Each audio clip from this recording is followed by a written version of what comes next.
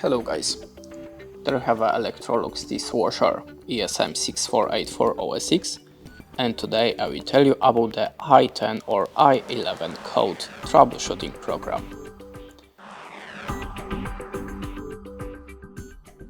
So, the possible cause and solution for the i10 and i11 code is make sure the water tap is open.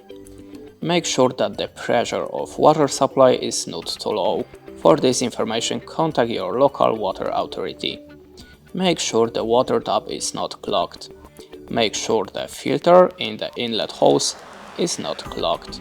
Make sure that the inlet hose has no kinks or bends. That's it. Thanks for watching. Leave us a like, recommend, and goodbye.